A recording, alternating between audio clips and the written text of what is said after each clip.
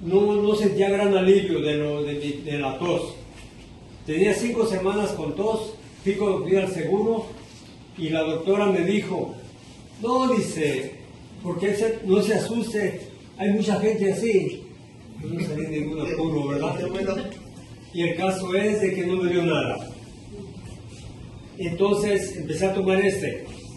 ¿Cómo lo estoy tomando? Me tomo una tapita, pero yo impido para no estar batallando. Una tapita cada hora.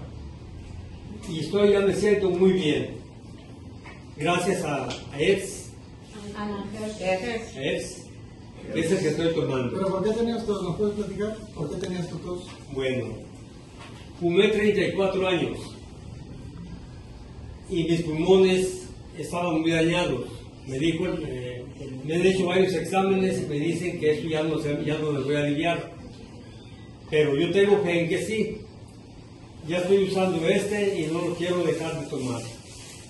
Pero la perseverancia a veces que eso es lo mejor, ¿verdad? Entonces quiero perseverar porque necesito yo ser sano. Quiero alcanzar, me falta 18 años todavía por vivir en la tierra. Quiero llegar a 100 años ¿Qué todavía. edad tienes, José? 82. Y como dijo la viejita, todavía mía y todavía mía.